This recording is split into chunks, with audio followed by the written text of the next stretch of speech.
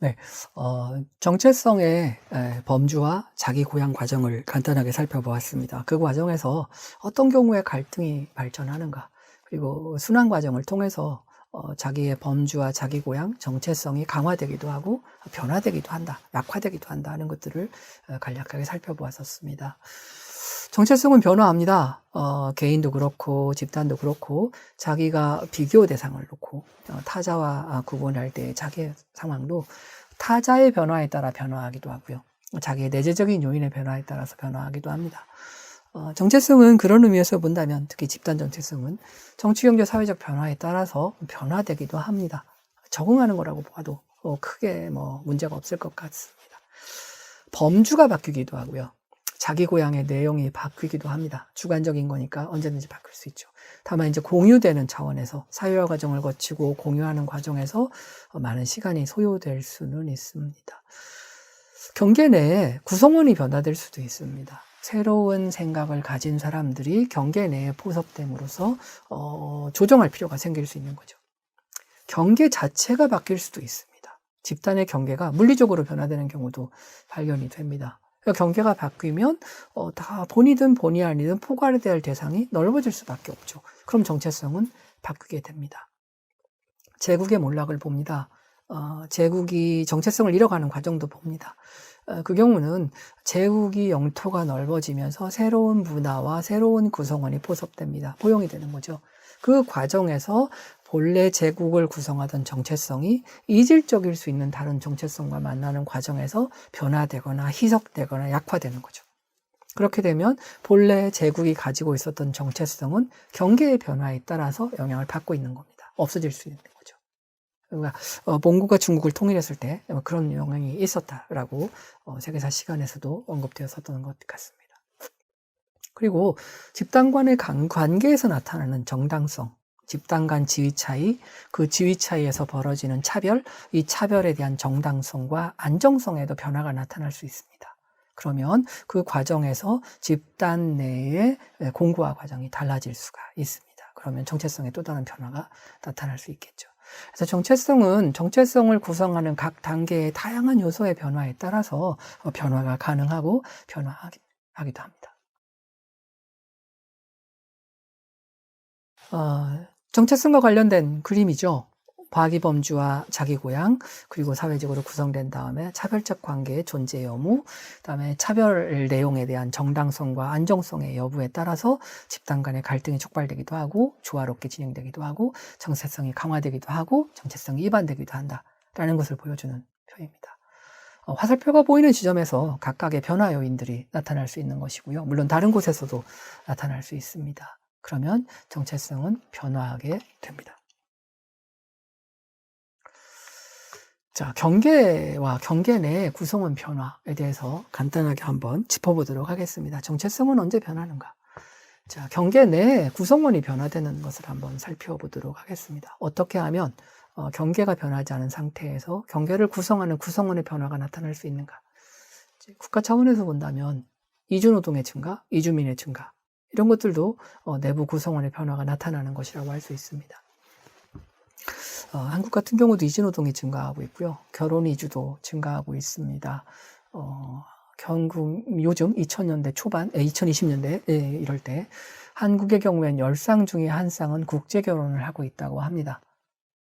그것은 성장 과정에서 다른 문화를 가지고 있던 구성원들이 유입되고 있음을 의미합니다. 난민도 증가하고 있습니다. 강제 피난민, forced refugee가 displacement 된 사람들이 약 8,400만 명, 국내 피난민이 4,800만 명, 비호를 신청한 사람들이 440만 명, 난민이 2,660만 명이라고 합니다. 어쨌든 이 8천만 명이 넘는 이 사람들이 지금 자국이 살고 있던 경계 밖으로 나가서 있습니다. 이건 단순히 사람이 나가는 것이 아니고 그 사람이 가지고 있었던 사고, 믿음, 체계, 문화가 함께 나가고 있는 것을 의미합니다. 난민을 받는다는 것은 단순히 사람에게 쉘터를 제공하는 것이 아니고 그 사람이 가지고 있는 다양한 사고체제, 문화체계 이런 것들이 같이 수용되는 것을 보여줍니다. 이런 경우에는 이제 분명히 경계 내의 구성원이 보여주는 거죠. 독일 같은 경우는 전후에 노동력이 부족했습니다. 그래서 이주 정책을 폈고요. 처음에는 계약형 순환이주 형태의 이주 노동을 유입했습니다. 터키나 이쪽 계열의 사람들이 많이 들어왔고요.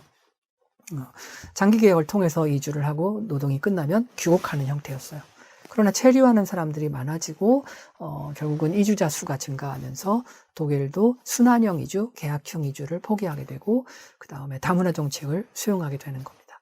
독일인이 누구인가, 독일은 누구인가, 이런 문화에 있어서 이제 변화를 초래하게 되는 것들이죠.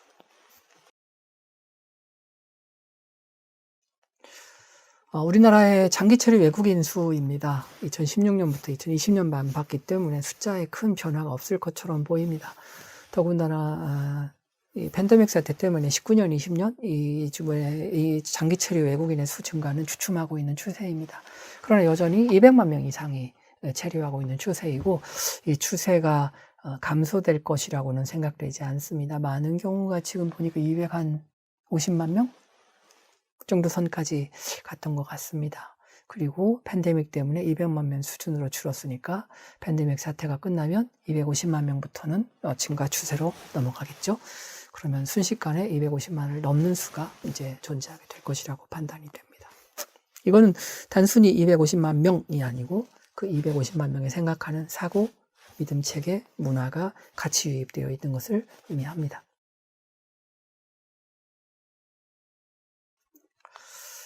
또 다른 정체성의 변화 요인 중에 하나는 경계 자체가 변화하는 겁니다. 이것은 이제 영토적 경계라든지 이런 물리적 경계를 가지고 있는 집단의 사회 정체성 문제와 밀접하게 연관이 되어 있습니다. 물리적인 경계가 바뀌게 되면 좀 전에 말씀드린 대로 포괄 범위에 들어오는 문화와 다양한 차이들이 수용되게 됩니다. 그것들이 이제 새로운 정체성을 형성하도록 압박을 가하는 정체성의 변화를 촉발하는 요인이 되는 거죠. 그래서 집단 경계의 물리적 변화가 나타나는데 국가의 분리독립, 거기에 따른 새로운 국가 정체성의 형성, 이런 문제들이 이제 바로 이런 경계 변화에 따른 정체성의 새로운 형성이나 변화라고 할 수가 있습니다. 특히 소련의 해체, 소련에서 있었던 소비에트 정체성, 소비에트는 다문화이기 때문에 다양한 민족들이 공식적으로 인정된 것만 해도 뭐 100몇 개가 되는, 150여 개가 되는 다양한 민족이 공존하는 공간이었기 때문에 민족을 중심으로 정체성을 형성할 수는 없었습니다. 민족 정체성이 국가 정체성이 될 수 없는 국가였던 거죠. 그래서 결국은 새로운 논리를 사용을 했었고요. 소비에트 체제에서는 소비에트 인간형을 육성하면서 소비에트형이라는 어떤 정체성의 응집, 모일 수 있는 핵심을 만들었습니다. 그런 과정에서 다른 공화국들이 분리 독립하면 더 이상 소비에트 체제를 포기하고 더군다나 그랬기 때문에 소비에트 정체성을 가지고 갈 수는 없었고요. 새로운 정체성을 모색해야 되는 이제 도전에 직면하게 됩니다. 반대로 국가의 경계가 통합되면서 나타나는 정체성 변화도 있습니다. 통일 독일이 이와 유사한 과정을 겪었고요. 그 다음에 EU 역시 EU 정체성을 형성하기 위한 다양한 노력을 하고 있습니다. EU 정체성이 형성되면 EU 구성 공화국 국가들 내의 국가 단위의 정체성에도 변화가 나타날 수 있습니다. 바로 이런 국경의 변동이 국경을 중심으로 한, 국경을 경계로 한 어떤 국가 정체성, 이런 정체성 형성의 정체성 변화를 촉발하고 있는 요인이라고 할 수가 있습니다. 자, CIS 국가들의 국가 정체성입니다. 사실은 이 변화가 쉽지 않습니다. 그래서 물리적 경계와 범주의 변화, 소비에트 정체성의 한계 혹은 거부 이런 것들이 동시에 나타나는데 일부 국가에서는 민족 정체성을 활용할 수 있습니다. 그리고 유럽 정체성을 합쳐서 소지역 정체성을 형성하기도 합니다. 발투국가 이렇게 이제 다른 지역성을 더 활성화할 수 있는 방법들이 존재하는 거죠.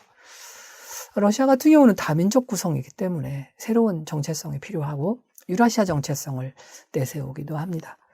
유라시아주의는 단순히 땅 이런 게 아니고요. 민족이 에소스가 되고 민족이 특정 영토에 뿌려지고 오랜 시간이 흐르다 보면 영토적 특성과 결합해서 새로운 인간들이 나타나게 되는데 그게 유라시아인 거죠.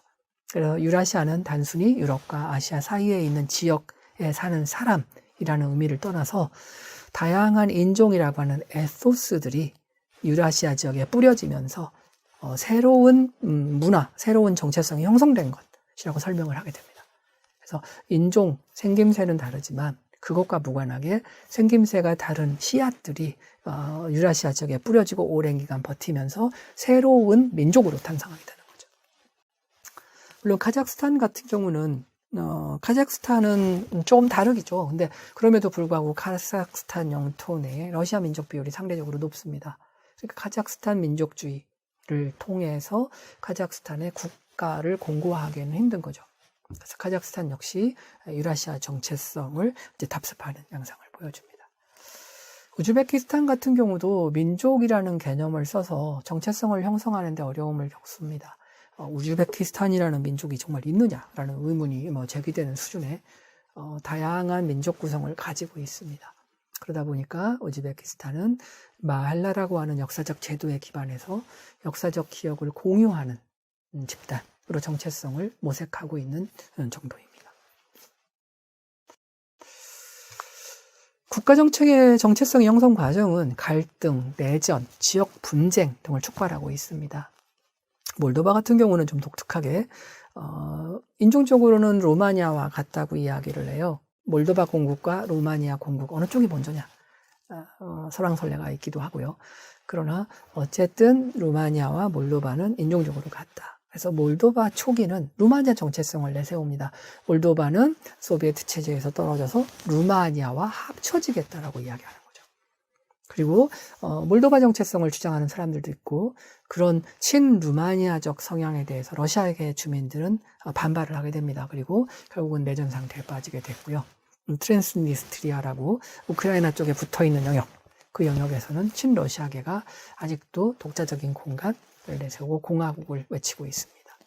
결국 내전 상태에 빠져 있는 겁니다.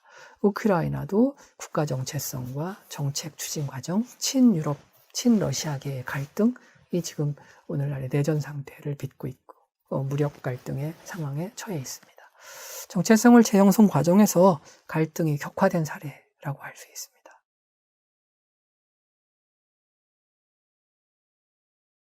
CIS가 분리 과정에서 정체성의 문제를 안고 있다면 유럽연합은 통합 과정을 통해서 이제 정체성의 문제를 안게 되는 케이스입니다.